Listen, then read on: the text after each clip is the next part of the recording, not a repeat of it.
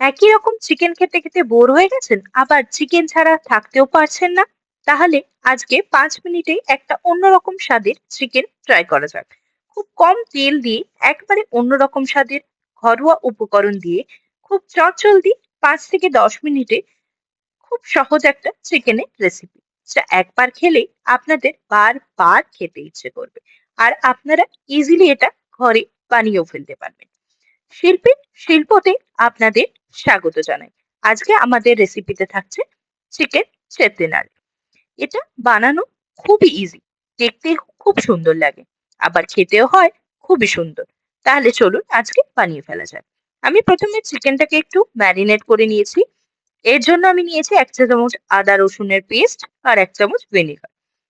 এবার 4 থেকে 5টা কাঁচা লঙ্কা, 1 চামচ পরিমাণ নারকেল কোড়া বা আপনারা যে মার্কেটে নারকেলের পাউডার থাকে সেটাও অ্যাপ্লাই করতে পারেন।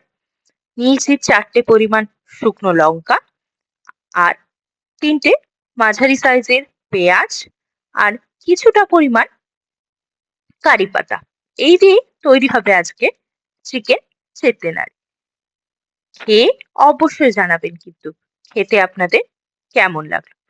চলুন তাহলে ঝটপট আজকের রেসিপিটা বানিয়ে ফেলা যাক।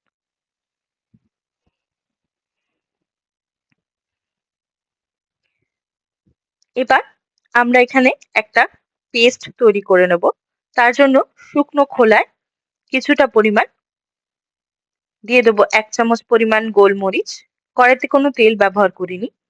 দিয়ে দেবো 1 চামচ পরিমাণ গোলমরিচ, 1 চামচ পরিমাণ মৌরি, 1 চামচ পরিমাণ জিরে, 1 চা চামচ মেথি, 1 চামচ পরিমাণ ধনে, 1 চামচ জোয়ান, 4টে যে শুকনো লঙ্কা নিয়েছিলাম সেই শুকনো লঙ্কা, 1 টুকরো দারচিনি, 4টে লবঙ্গ।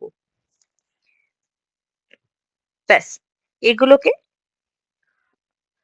এগুলোকে দিয়ে একটু ভালো করে নাড়াচাড়া করে শুকনো খোলায় ভেজে নিয়ে আমি মিক্সিতে পেস্ট করে একটা পাউডার তৈরি করে নিয়েছি। এটা যতক্ষণ তৈরি হচ্ছে ততক্ষণ বাকি কাটাকাটির কাজগুলো সেরে ফেলা হয়েছে। এবার কড়াইতে 2 চামচ পরিমাণ তেল দেবেন। এই তেলেই সম্পূর্ণ রান্নাটা হবে।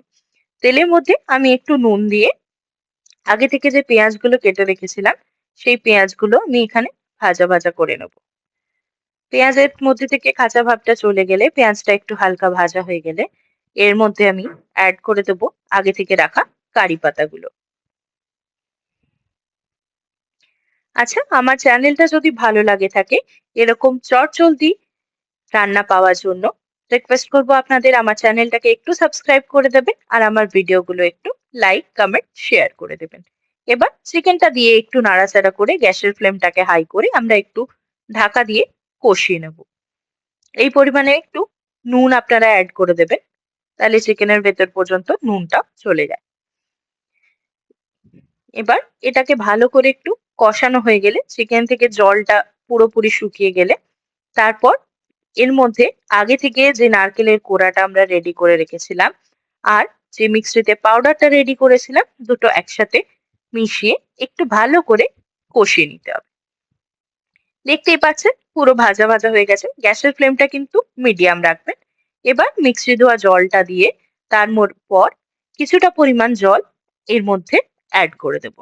এবার আর কি ঢাকা দিয়ে 2 থেকে 3 মিনিট ফুটিয়ে নিন। ব্যাস, এবার গরম গরম ভাতের সাথে পরিবেশন করুন। কি খেয়ে অবশ্যই জানাবেন কিন্তু আপনাদের এই চিকেন চেত্তিনাড়ে খেতে কেমন লাগলো।